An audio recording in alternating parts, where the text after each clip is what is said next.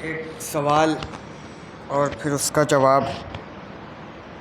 بہرحال موقع نہیں ہے، بٹ مناسبت کو دیکھتے ہوئے سماعت فرمائیں. صاحب دیکھیں، سوال اس کا جواب، امام سے سوال پھر اس کا جواب. ایک عاشق امام نے اپنے امام سے کہا، آپ بتلائیے کب پوری یہ حسرت ہوگی، آپ بتلائیے کب پوری یہ حسرت ہوگی، کب مجھے آپ کے چہرے کی زیارت ہوگی. آپ بتلائیے کب پوری یہ حسرت ہوگی، کب مجھے آپ کے چہرے کی زیارت ہوگی، کب میں دیکھوں گا حسین ابن علی کے جلوے، کب میں دیکھوں گا حسین ابن علی کے جلوے.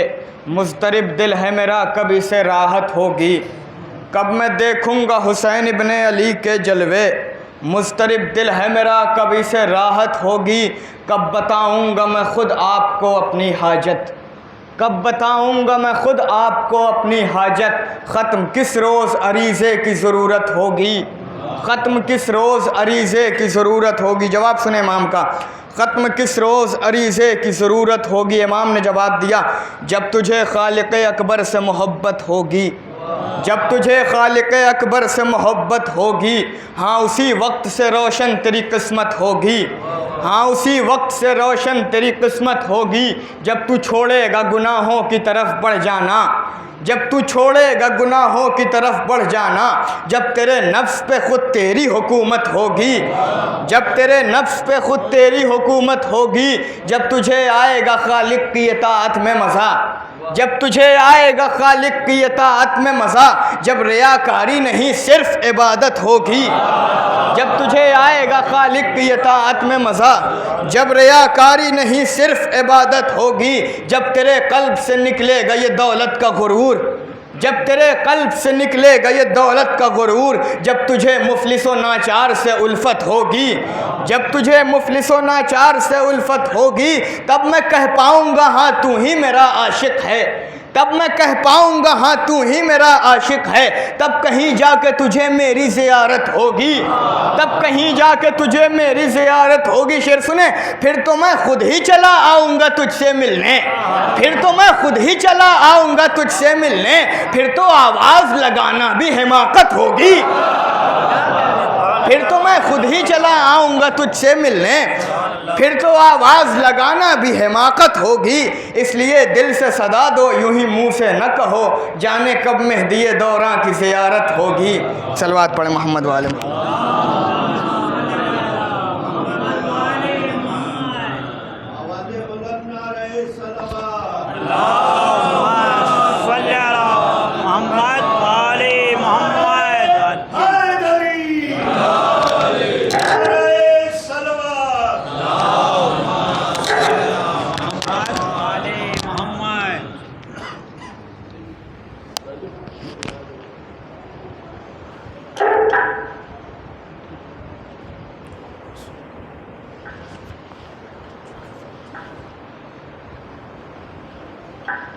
فاتحہ.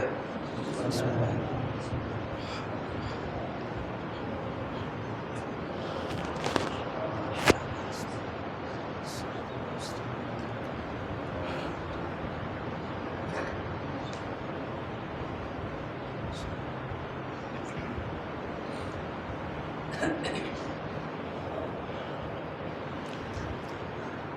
لا حول ولا قوة إلا بالله العلي العظيم. أعوذ بالله السميع العليم من الشيطان الرجيم. بسم الله الرحمن الرحيم. الحمد لله رب العالمين. الصلاة والسلام والتحية والإكرام على النبي الأمي المكي المدني الهاشمي الطهي سيدنا ونبينا وشفيع ذنوبنا وطبيب قلوبنا مولانا ابی القاسم محمد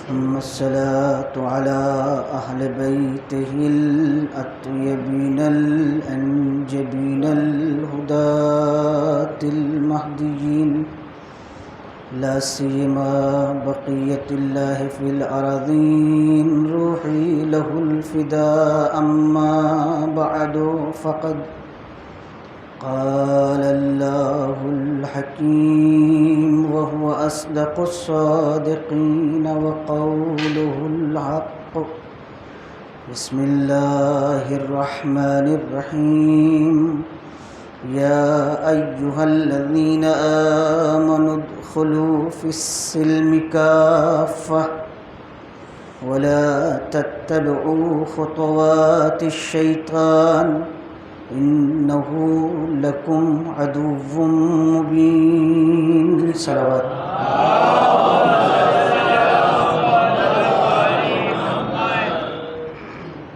یہ تیسری مجلس ہے اور اس عشرے میں ہمارا موضوع اسلام اور حضرت امام حسین علیہ السلام ہے۔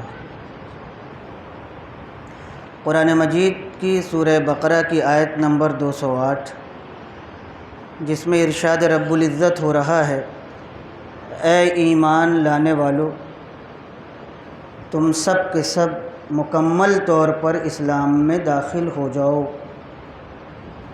اور شیطان کی راہوں کی اتباع نہ کرو، بے شک وہ تمہارا کھلا ہوا دشمن ہے۔ یہ قرآن مجید ہے، قرآن مجید کی ایک آیت ہے، اور اس میں اللہ ہم سے یہ مطالبہ کرتا ہے جو ایمان والے ہیں کہ تم سب کے سب اسلام میں مکمل طور پر داخل ہو جاؤ۔ اب سلسلہ کلام کا آغاز ہو رہا ہے۔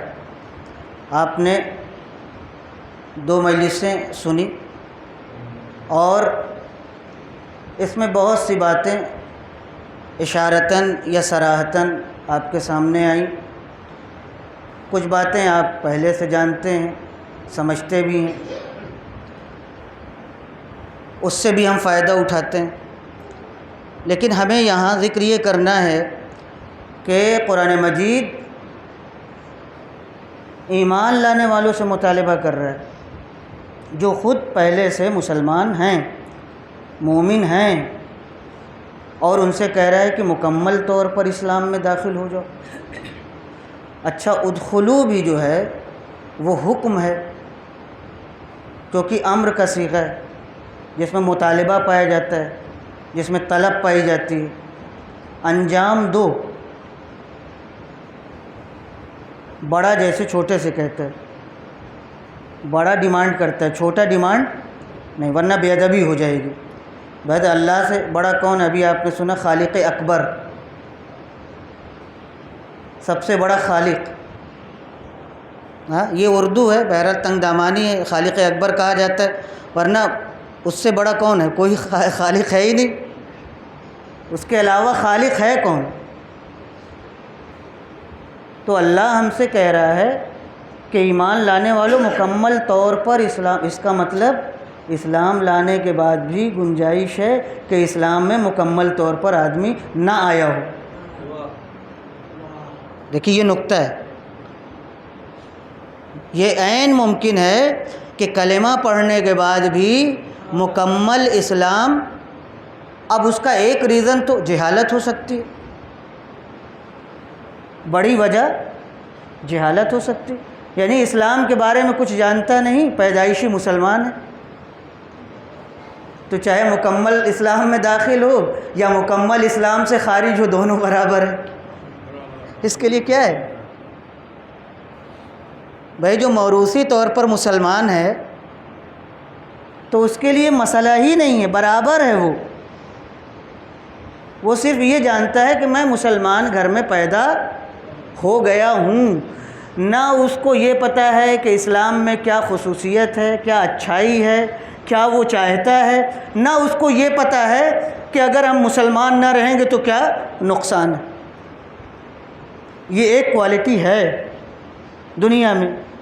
ایک کوالٹی، ایک قسم اور مسلمانوں کی ہے کہ جو مسلمان تو ہیں مگر ادھورے ہیں، ناقص مسلمان ہیں۔ ان سے یہ مطالبہ ہے مکمل اسلام میں داخل ہو جاؤ، کیونکہ پہلے ہی سے آپ کا اسلام ناقص ہے۔ کیا کریں؟ کلمہ تو پڑھ لیا ہے، کلمہ پڑھنا کافی نہیں، کلمہ تو آئیڈینٹی ہے، بس شناختی کارڈ ہے کہ آپ غیر نہیں ہیں۔ بس توجہ چاہوں گا، آپ غیر،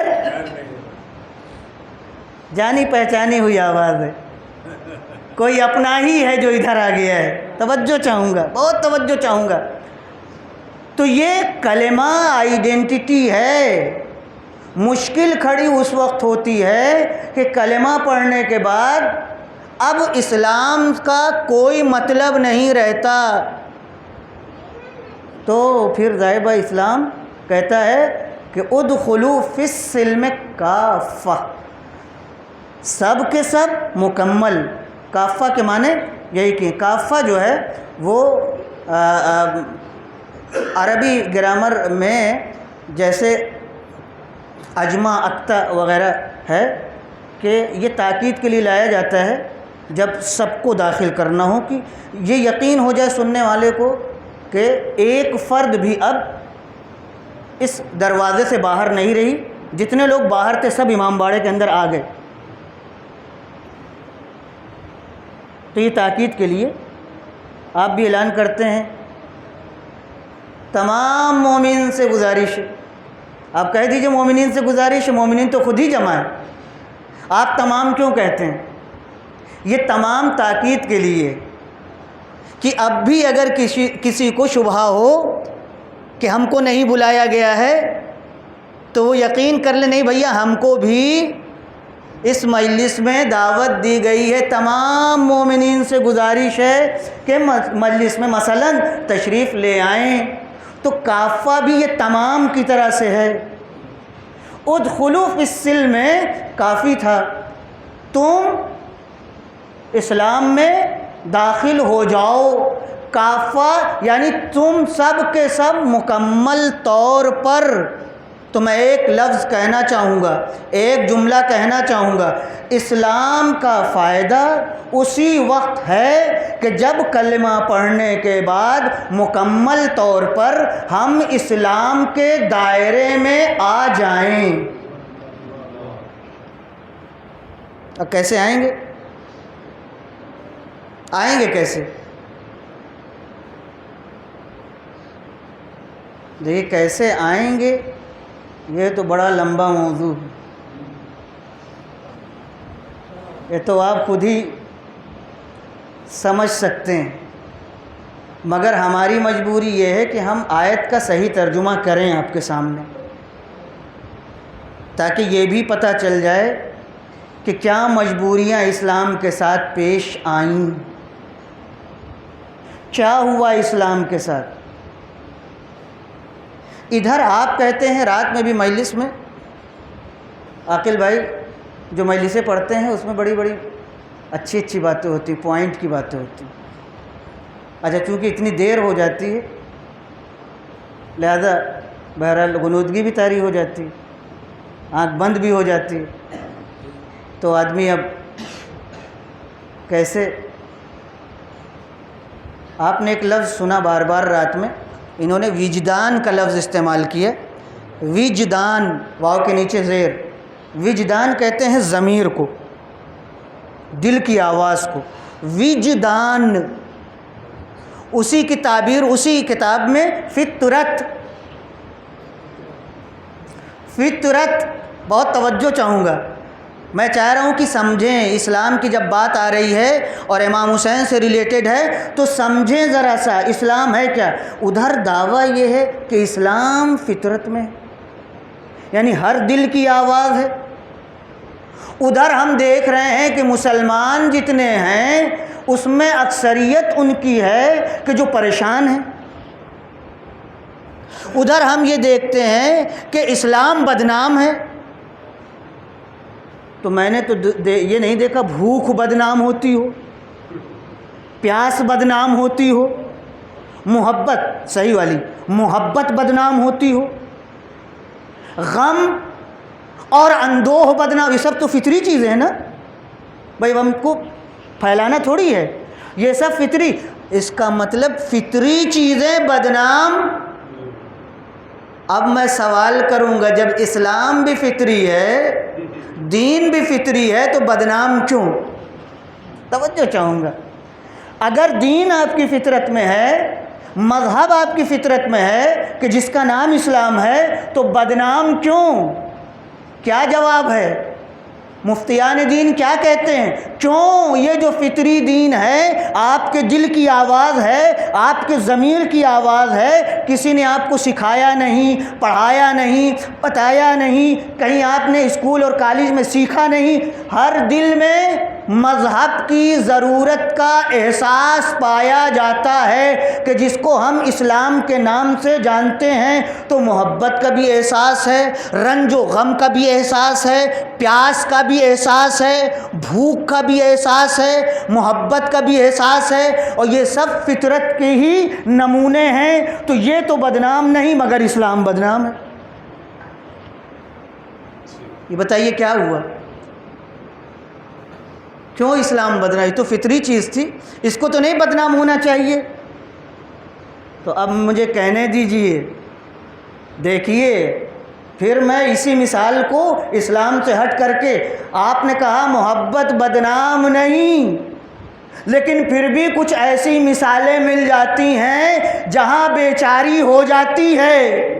توجہ چاہوں گا، جہاں بدنام ہو جاتی ہے. تو اصل محبت تو بدنام نہیں، وہ فطری ہے. اس کا مطلب یہ ہے کہ اپنانے والے، سیوانگ کرنے والے، پیش کرنے والے، اس کی مثال قائم کرنے والے، وہ بدنامی کا سبب بنتے ہیں، وہ خود بدنام نہیں ہے. یہی مثال اسلام کے لیے بھی ہے. جب ہم اصل اسلام کو دیکھتے ہیں، قرآن میں اسلام کو پڑھتے ہیں، پیغمبر کی زندگی کو دیکھتے ہیں، ائمہ کی زندگی کو دیکھتے ہیں، تو اسلام اچھا ہی اچھا ہے، کہیں بدنام نہیں. مگر جہاں اس کے ماننے والے میدان میں کود کے آتے ہیں، اسلام بدنام ہو جاتا ہے. ہم سے بدنام ہے اسلام، ہم سے بدنام ہے، کیونکہ ہم جیسے مسلمان اس کو فالو کرتے ہیں. ہم اپنے کو کہتے ہیں میں مسلمان ہوں، اور صبح مسجد میں جانے کے بعد نماز پڑھی، گاڑی تکبیر کی، اللہ اکبر، الف میں بھی عین نکالا، حمزے کو بھی عین سے پڑھا، بڑی گاڑی قرأت. اس کے بعد جیسے ہی گیٹ پار کیا مسجد سے، اب پہچان میں نہیں آتے یہ وہی مکبر ہے جس کی تکبیر کی آوازیں بلند ہو رہی تھی. بہت توجہ چاہوں گا، یہ زندگی کی مثال ہے، آپ اس کو سمجھ سکتے ہیں. یہ کھیل پیغمبر کے زمانے کے بعد جو شروع ہوا، آج تک یہ کھیل قائم ہے. اور سن 61 ہجری سے جو یہ کھیل اپنے چرم سیما پر پہنچا، تو امام حسین کو مجبور ہونا پڑا کہ وہ دوسرے انداز سے اپنی حکمت عملی اپنائیں. اب امام حسین نے کہا قرآن پڑھنے سے فائدہ نہیں. اب ان کو یہ پتہ چل گیا کہ نماز کی تبلیغ سے فائدہ نہیں. مسجد چھلک رہی تھی، صحابہ کا مجمع تھا، حفاظ موجود تھے، قراء موجود تھے، مگر اسلام پر عمل نہیں تھا اور اسلام کی خلاف ورزی ہو رہی تھی. تو حسین نے کہا اب کارنامہ بدل کر کے پیش کرنا ہوگا. کہا اب اگر ہم تاریخ لکھنا چاہیں تو کتاب میں بند ہو جائے گی، پھر وہی حال ہوگا ہوگا جو قرآن مجید کا ہو رہا ہے۔ یہی خلفاء، یہی بادشاہ جب مسند پر بیٹھتے ہیں تو قرآن مجید کو اپنے سامنے رکھ کر کے تیروں کا نشانہ بناتے ہیں، کہتے ہیں میرے خلاف استخارہ آیا ہے، جی یہ خلیفہ وقت کا واقعہ ہے، میرے خلاف استخارہ آیا ہے، اور اس کے بعد نشانہ بنایا اور قرآن مجید کو چھلنی کر دیا۔ یاد رکھیے اگر یہ ذہنیت آگے بڑھے گی تو حسین اگر کربلا میں نہیں مارے جائیں گے تو کیا ہوگا؟ یہ خلافت کے گل ہیں، یہ خلافت کے گل ہیں۔ امام نے کہا اب مجھے حکمت عملی بدلنا پڑے گی، اب میں قرآن نہیں پڑھوں گا، اب میں شاگرد تربیت نہیں کروں گا، اب میں مدینہ میں نہیں رہوں گا، اب میں نکلوں گا۔ کیا کیجئے گا؟ بہت توجہ چاہوں گا، کیا کیجئے گا؟ ایسی تاریخ رقم کروں گا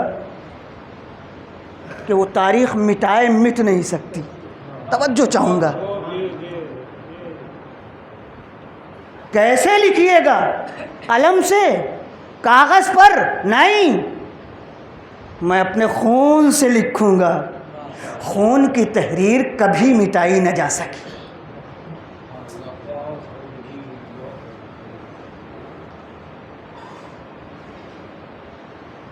اب آئیے سنیے اسلام کے ساتھ کھیل کیا ہوا، کیوں اسلام کا نام امام حسین سے جڑا ہوا ہے، کیوں ہم امام حسین کے بغیر اسلام کو نہیں پہچانتے۔ بہت توجہ چاہوں گا، میں ان الفاظ کو چاہتا ہوں غور سے سنیے۔ آج دنیا میں کہیں اگر اسلام، سچا اسلام پہچانا جائے گا تو حسین کے بغیر اور نام حسین کے بغیر نہیں پہچانا جا سکتا۔ بہت توجہ چاہوں گا، کیوں؟ اس لیے کہ ساری خرابیاں اسلام کے نام پر بتائی جاتی ہیں، تو اب کیسے یہ بات ہم سمجھیں، کیسے ہم پہچانیں کہ اسلام اچھا مذہب ہے، فطری مذہب ہے، پیغمبر کا لایا ہوا مذہب ہے؟ تو ایک ہی معیار ہے کہ کچھ مثال ہمیں دکھائیے، تنہا کتاب سے ہم نہیں سمجھ سکتے۔ تو دنیا میں دو طرح کی مثالیں ہیں۔ پیغمبر کے بعد ایک مثال ایسی ہے کہ جہاں اسلام بدنام ہی بدنام ہے، اس کے مقابلے میں ایک مثال ایسی ہے کہ جہاں کم لوگ پہنچتے ہیں مگر جب پہنچتے ہیں تو مطمئن ہو جاتے ہیں، وہ ہے اہل بیت کی مثال۔ اسی کی ایک فرد فرید کا نام ہے حسین۔ پیغمبر نے پھیلایا تھا اسلام کو، امام حسین نے نہیں پھیلایا تھا۔ ہاں یہ شبہ نہ ہو، گڑبڑ نہ ہو، اسلام کو پیغمبر رسول خدا نے پھیلایا، مبلغ اسلام وہی، بانی اسلام وہی، اسلام انہی کے نام سے چلا، مسلمان انہی کے نام سے پہچانے جاتے ہیں۔ اسلام یعنی پیغمبر اسلام آج بھی کہا جاتا ہے، تو امام حسین بیچ میں کہاں سے آ گئے؟ امام حسین کا کیا کارنامہ ہے؟ اسلام پیغمبر سے چلا، آگے بڑھا، اسلام پیغمبر سے لیا گیا، مگر پیغمبر پھیلا کر کے چلے گئے۔ اب مرحلہ اس کے بچانے کا تھا، توجہ چاہوں گا، اس کی پاسداری کا تھا، اس کے تحفظ کا تھا۔ قرآن کا مطالبہ سنیے، قرآن مجید کا مطالبہ یہ ہے ادخلوا فی السلم کافہ، مکمل طور پر تم سب اسلام میں داخل ہو جاؤ۔ میرے عزیزوں، میرے بزرگوں، آپ ائمہ کو قرآن سے الگ دیکھتے ہیں، آپ ائمہ کو اسلام کے دائرے سے الگ دیکھتے ہیں، تبھی غلطی کرتے ہیں۔ ہم سے بھی خطاب ہے قرآن کا، ائمہ سے بھی خطاب ہے قرآن کا، پہلے مخاطب وہی لوگ ہیں۔ لہذا جب قرآن مجید کا خطاب سب سے ہے تو پہلا خطاب کس سے ہوگا؟ ائمہ سے خطاب ہوگا۔ اگر وہ مکمل طور پر اسلام میں داخل نہیں ہوں گے تو ہمیں کیسے داخل کریں گے؟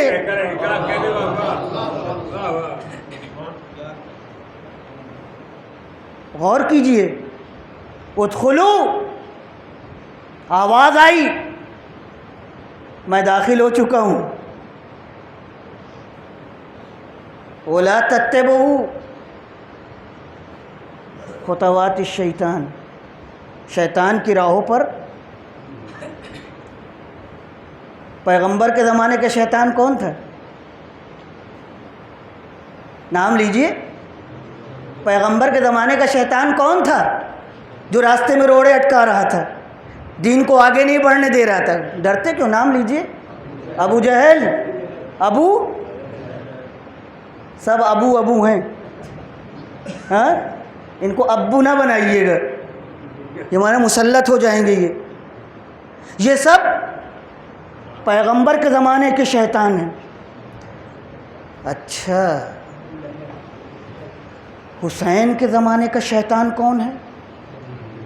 توجہ چاہوں گا میں آپ کی. جب نانا کے راستے میں شیطان آ سکتے ہیں, بلکہ شیاطین آ سکتے ہیں, تو نواسے کو چھوڑیں گے؟ پھر پلٹیے, ان کے مقابلے میں پیغمبر کا کیا رویہ تھا؟ توجہ چاہوں گا میں آپ کی. خود ان کے مقابلے میں پیغمبر کا کیا رویہ تھا؟ وہ بڑے مضبوط تھے, ان کے پاس دولت بھی تھی, افراد بھی تھے, قوت بھی تھی, طاقت بھی تھی اور پروپیگنڈا مشینری بھی, سب کچھ ان کے پاس. پیغمبر کے پاس کچھ نہیں. ان سب چیزوں میں سے کچھ نہیں پیغمبر کے پاس. ایک چیز تھی پیغمبر کے پاس, وہ کیا؟ صداقت, حق.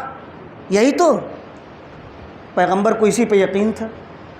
ان کو کس پہ یقین تھا؟ اپنی طاقت پر یقین تھا, اپنے افراد پر یقین تھا. پیغمبر نے کیا کیا؟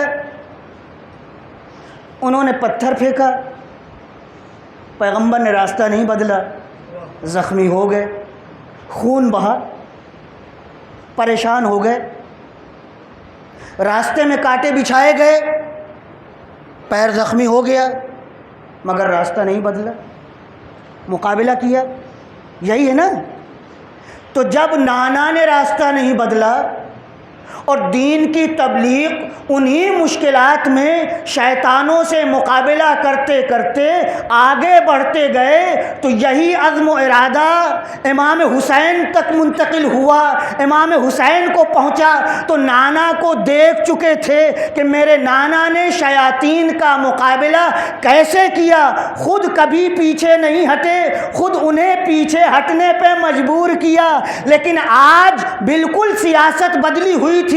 امام حسین سمجھ گئے طاقت بھی میرے پاس نہیں ہے, افراد بھی میرے پاس نہیں ہے اور دولت بھی ہمارے پاس نہیں ہے, مگر ہمارے نانا کا عزم موجود ہے, ہمارے نانا کی صداقت موجود ہے, ہمارے نانا کی حقانیت موجود ہے. اگر ہمارے نانا تبلیغ دین میں ان پاور سے کام لے کر کے کامیاب ہو سکتے ہیں, تو اگر آج ہم انہی طاقتوں کا استعمال کریں گے تو ہم بھی کامیاب ہوں گے.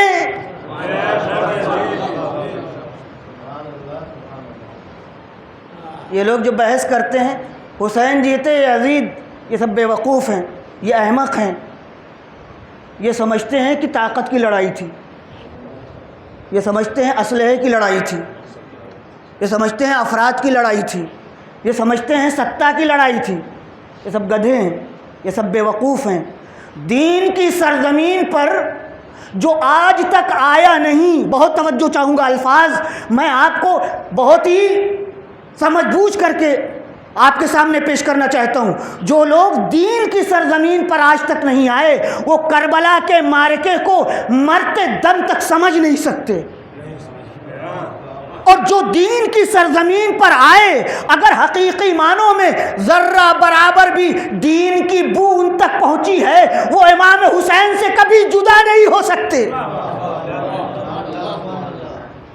کتنے بے توفیق ہیں وہ لوگ جو کلمہ پڑھ کے امام حسین کے ساتھ نہ ہو سکے.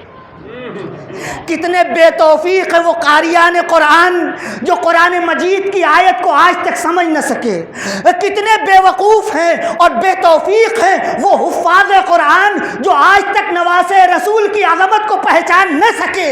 اور کتنے با توفیق ہیں وہ افراد جو فرش اعضا کو پہچان کر کے دوڑ کر کے جاتے ہیں کہ ہماری خوراک یہی ہے, ہماری غذا یہی ہے, ہماری زندگی یہی ہے, ہماری حیات یہی ہے. دنیا سمجھی نہیں. یہ ولایت کا چراغ یوں ہی نہیں جلتا. یہ امامت کا چراغ بڑی زحمتوں سے، اور میں آپ سے کہنا چاہوں گا، چونکہ حدیث ہے، میں نقطے کم بیان کرتا ہوں، اس میں نہیں آتا، اور جب ذہن آتا بھی تو پھر میں اپنے کو پھیر لیتا ہوں تاکہ اصلی بات پہنچا سکوں۔ حدیثوں میں ہے، سنیے، بہت توجہ چاہوں گا، دنیا سنے سمجھے۔ ماؤں کا کردار بہت اہم ہے ولایت میں، آپ یقین کریں، ماں کا کردار بہت اہم ہے اہل بیت کی ولایت میں، کیونکہ ہمارے سامنے حدیث ہے، وہ حدیث یوں ہے، اہل بیت سے دشمنی کی بات ہے، اہل بیت سے دشمنی کر ہی نہیں سکتا مگر یہ کہ اس کی نسل میں کوئی خرابی پائی جاتی ہو۔ دشمنی کی بات ہے، ایک مرتبہ بے توجہ ہے، پہچانتا نہیں، یا بلا سوچے سمجھے یوں ہی کہتا ہے، اس کو دشمنی نہیں کہتے۔ دشمنی اس کو کہتے ہیں جو سمجھ بوجھ کر کے کسی کے ساتھ عداوت کرے۔ بہت توجہ چاہوں گا، اب اگر کوئی مشینری سمجھ بوجھ کر کے امام حسین کے سامنے محاذ آرائی کرے، ان کی عزاداری کو بند کرنے کی کوشش کرے، ان کے ذکر کو ختم کرنے کی کوشش کرے، ان کے مقابلے میں ممبروں پر خطیبوں کو بھیجے، تو اس کا مطلب یہ ہے کہ کردار میں کہیں کوئی خامی پائی جاتی ہے، اس کے دل میں ان کی محبت آ ہی نہیں سکتی۔ اسلام کا معاملہ بہت گمبھیر ہے، اور اسلام سے زیادہ ولایت اہل بیت کا معاملہ۔ لہذا میں آج اپنے جوانوں سے کہنا چاہوں گا، یوں ہی دنیا کی ہوا میں بہتے ہوئے نہ جائیں، مستقبل کی بھی فکر کریں۔ اگر کوئی غلط اقدام ہوگا تو ذمہ دار خود تم ہوگے، اور اگر یہ اہل بیت کی محبت تمہارے دل سے نکل گئی تو 60-70 سال 100 سال کی زندگی کچھ نہیں ہوتی ہے۔ تم چاہے دنیا کی تمام دولت اپنے گھر میں اکٹھا کر لو، لیکن جیسے ہی بڑھاپا آئے گا تمہیں احساس ہوگا کہ ہم نے کتنی بڑی غلطی کی ہے۔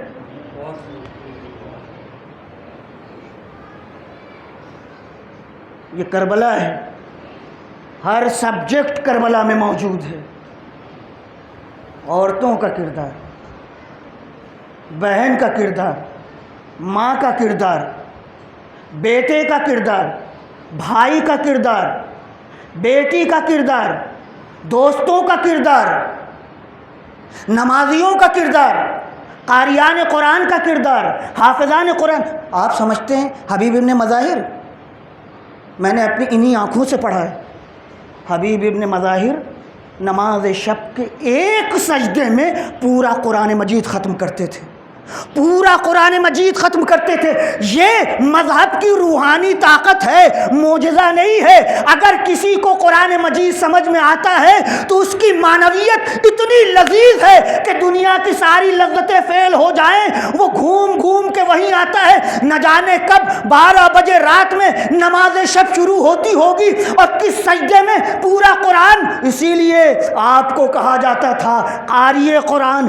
یہ کربلا میں امام حسین کے ساتھ تھے، اور ادھر شرابی تھے، جواری تھے، نمازی تھے، مگر نماز کی ارکان کی مخالفت کرنے والے تھے۔ اصل کریم تو ادھر تھے۔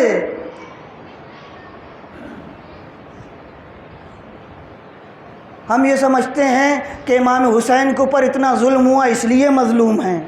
علماء کہتے ہیں اس کی کوئی حیثیت نہیں ہے۔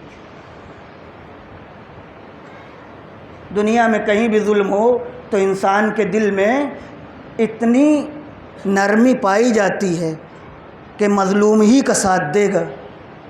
وہ اگر یہی بات امام حسین میں دیکھیں تو کوئی خاص بات نہیں، کیونکہ یہ بھی مظلوم ہے اور وہ بھی مظلوم ہے۔ بات اس کی نہیں ہے، بات اس کی ہے کہ امام حسین چاہتے کیا ہیں اور ان کے ساتھ آنے والے ان کی چاہت کو سمجھتے بھی ہیں کہ نہیں، پہچانتے بھی ہیں کہ نہیں۔ چونکہ حسین کو پانے والے پہچانتے تھے، اسی لیے کربلا میں گہرائی پیدا ہو گئی۔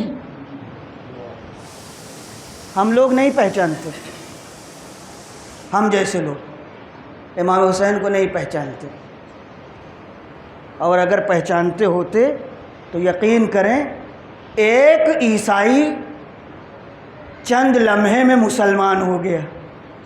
اس کو کہتے ہیں شناخت، وہب قلبی. یہ ہے حسینیت، یہ کارنامہ ہے امام حسین کا. نانا کا دیا ہوا دین مسلمانوں سے چھوٹ گیا، عیسائیوں تک پہنچ گیا. توجہ چاہوں گا میں آپ کی.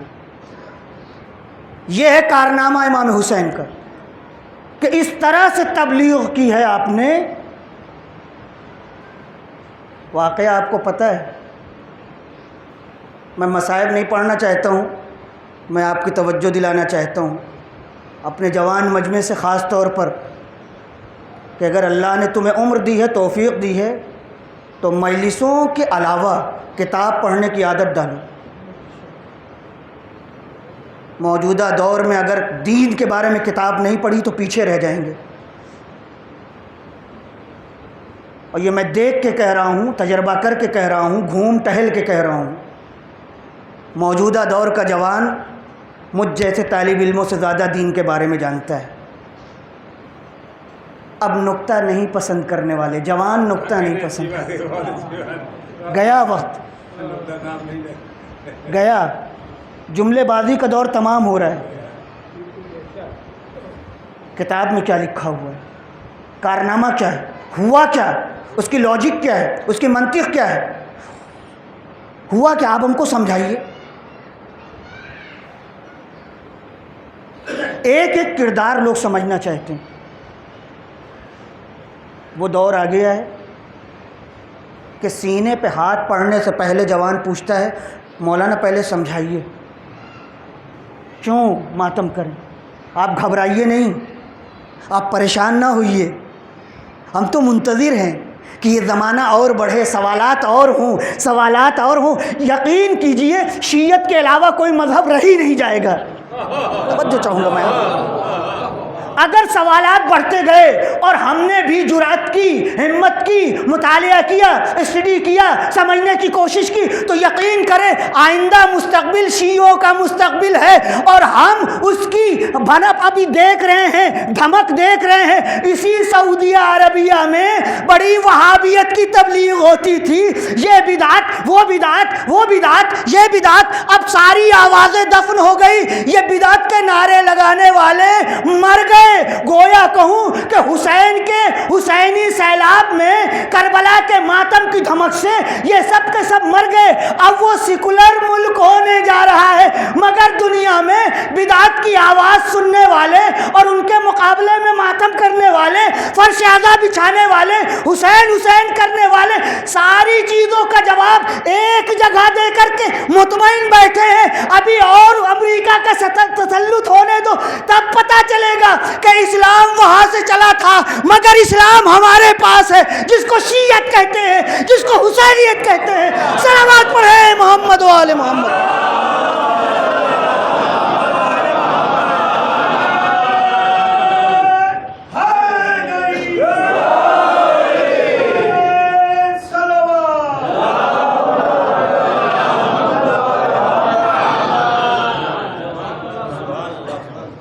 شیعت دمدار مذہب ہے، وہی فطری اسلام ہے. ہم لوگ لفظ بدل بدل کے کہتے ہیں تاکہ ہر دور کا ذہن سمجھ جائے کہ ہمیں کہاں سے لینا ہے. لہذا اب امام حسین کی شخصیت کو سمجھنا ضروری ہو گیا. کیا کارنامہ ہے ان کا.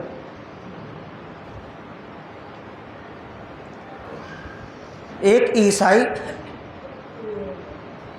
اما زندگی بیت جاتی ہے، آدمی مذہب نہیں بدل پاتا. اور امام حسین نے راہ کوفہ میں وہب کی والدہ سے ملاقات کی.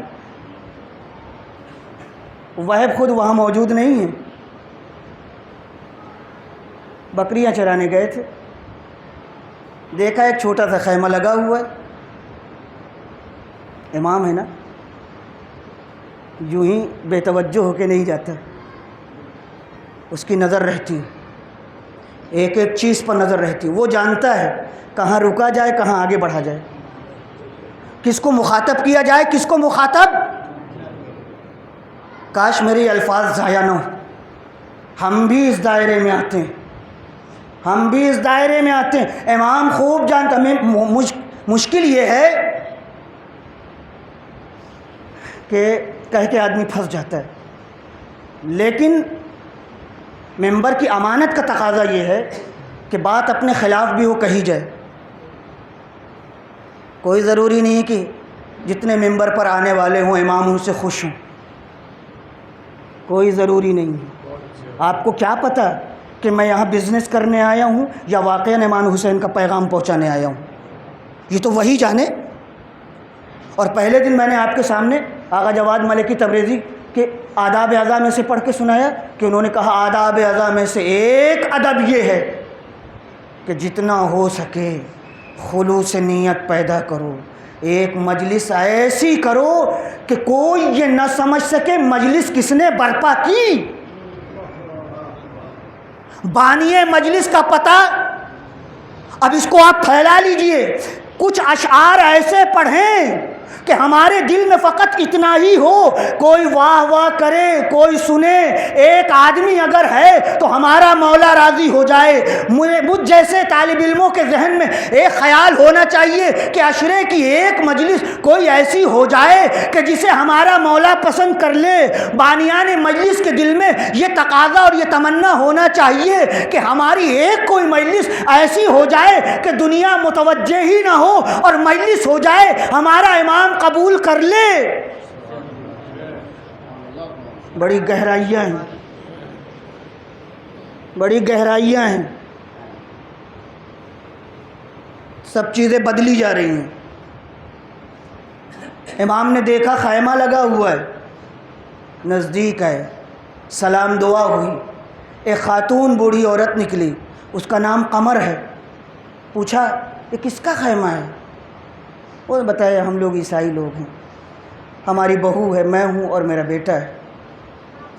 امام نے کہا کوئی مشکل تو نہیں ہے. اب تاریخ میں الفاظ یہی ہیں، کتنی باتیں ہوئیں، کیا ہوا. اب اس عورت نے کیا سمجھا؟ کہا جب آپ نے پوچھا ہے تو میں بتا دوں. ہم لوگ چھوٹی فیملی کے لوگ ہیں، بڑے گھرانے کے نہیں ہیں.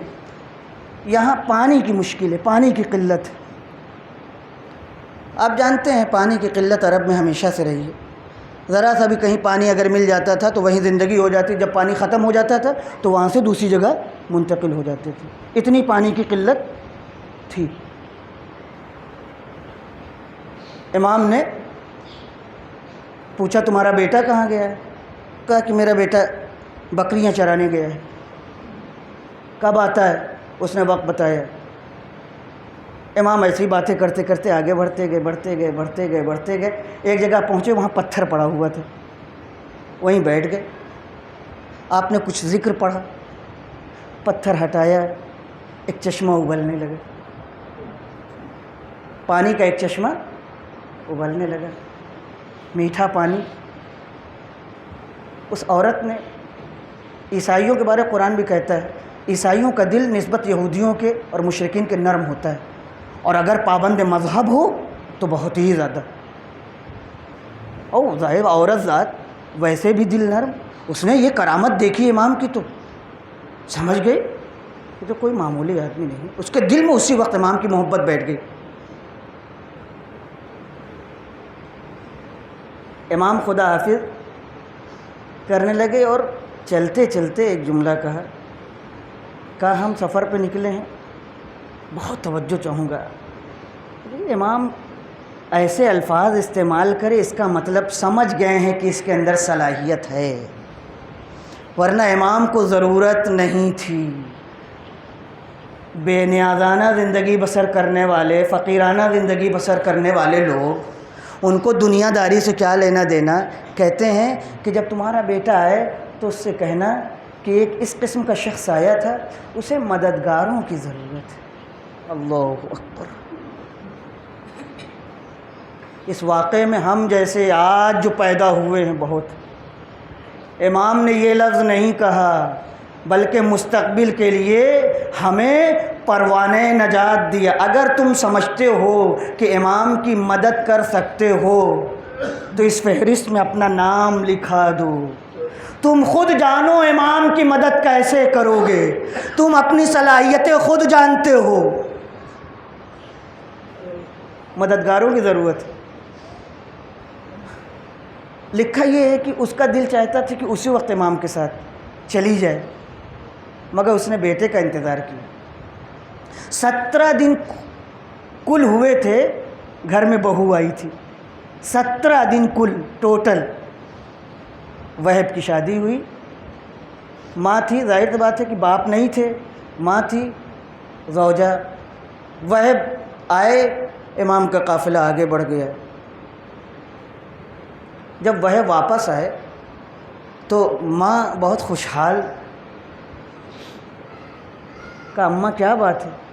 کہا بیٹا ایک بزرگ آئے تھے، ایسا ایسا واقعہ ہوا، یہ دیکھو یہ انہی کی کرامت ہے۔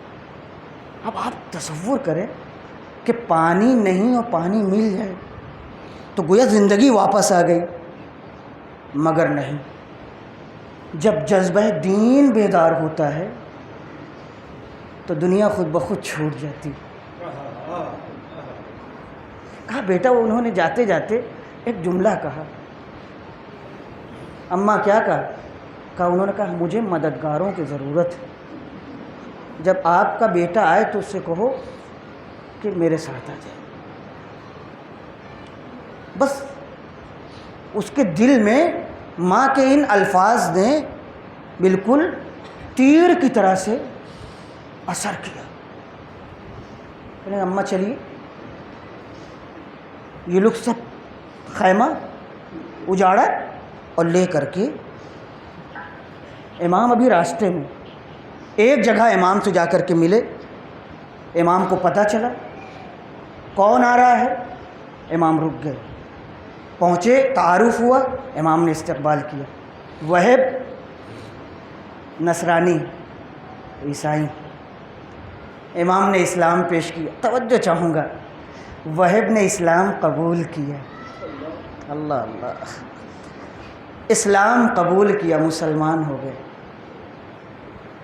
کربلا میں آ گئے۔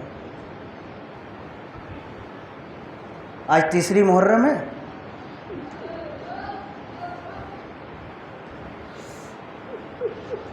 بہت توجہ چاہوں گا میں آپ۔ ہونا تو یہ چاہیے تھا کہ کچھ دن صبر کرتے، امام سے اجازت لیتے، کہتے میں آ جاؤں گا۔ بعض مسلمانوں نے کیا بھی، کہا بھی، راہ کوفہ میں ملے، امام کا ساتھ چھوڑ کے چلے گئے، وعدہ کر کے گئے میں آؤں گا۔ یہ سب آپ کے ذہن میں رہے۔ وہب اپنی ماں کی خدمت میں آئے۔ ماں نے کہا بیٹا تم میری ایک اکلوتی اولاد ہو، میں چاہتی ہوں کہ تم بھی شہزادے حسین کے دیگر اصحاب کی طرح اپنی جان ان پر قربان کر دو۔ یہ ماں کے الفاظ، بوڑھی ماں کے الفاظ، جس کو ضرورت ہے۔ زوجہ بیٹھی ہوئی ہے، 17-18 دن کی بیاہتا بیوی بیٹھی ہوئی ہے، سہاگن، اور ماں جذبات میں روتی جاتی ہے اور بیٹے کو تیار کر رہی ہے۔ وہب سر جھکائے سن رہے ہیں، بیوی کچھ نہیں کہتی۔ عصر عاشور نمودار ہوئی، پہلا حملہ ہوا، 50 اصحاب حسینی شہید ہو گئے، حملہ اولا جس کو کہا جاتا ہے۔ امام نے فوراً اپنے اصحاب کو بلایا، 72 کی ایک ٹکڑی تیار کی، جناب عباس کو علمدار بنایا، زہیر کو میمنے پر، حبیب کو میسرے پر، خود قلب لشکر میں جناب عباس، 72 کی ایک ٹکڑی نہایت حسین انداز سے، جس میں بوڑھے جوان سب ہیں۔ دنیا نے ایسے سپاہی کبھی نہ دیکھے۔ وہب آئے، خدمت امام میں آئے، میرے آقا، میرے سید و سردار، میرا خیال دل میں تو رہا ہوگا کہ آپ نے ہمیں نصرت کے لیے بلایا ہے، مجھے یقین ہے آپ مجھے منع نہیں کر سکتے، توجہ چاہوں گا۔ مجھے میری ماں نے بھیجا ہے۔ امام سمجھ رہے ہیں نزاکت کو، امام کچھ نہیں کہتے۔ خود وہ مومنہ آ گئی، میرے آقا، میرے سید و سردار، ہم آپ کے کہنے سے مسلمان ہوئے، ہم آپ کے ساتھ آئے ہیں، ہماری اس ناچیز قربانی کو قبول کر لیجیے۔ بات تمام ہو گئی، زوجہ سن رہی تھی۔ زوجہ نے کہا کہ حضور، میرے سید و سردار، مجھے اجازت ہے؟ امام نے اجازت دی۔ کہا میری بھی خواہش ہے۔ امام نے کہا کیا خواہش؟ زوجہ وہب نے کہا آقا، میں ایک غریب گھرانے کی ہوں، ہمیں کوئی نہیں پہچانتا، آپ مدینے کے ہیں، آپ پیغمبر کے نواسے ہیں، آپ کو سب پہچانتے ہیں۔ عرب کا دستور ہے کہ جنگ کے بعد ان کی عورتوں کو اسیر کر لیتے ہیں۔ آقا، آپ ہمیں اپنے اہل حرم میں لے لیجیے، اس لیے کہ اگر ہم آپ کے اہل حرم میں آ جائیں گے تو ہمیں اسیر نہیں بنایا جائے گا۔ میری پہلی وصیت یہ، پہلی خواہش یہ ہے۔ امام کے آنکھوں میں آنسو آ گیا، امام نے کچھ نہیں کہا۔ کہا آقا، ایک خواہش اور ہے۔ وہ خواہش کیا ہے؟ کہا آقا، مجھے یقین ہے میرا شوہر شہید ہو کر کے جنت میں جائے گا، میں اپنے شوہر کے ساتھ زندگی نہیں بسر کر سکی ہوں۔ آقا، میری جانب سے میرے شوہر سے وعدہ لیجئے کہ یہ جنت میں اکیلے نہ جائیں گے، مجھے لے کر کے جائیں گے۔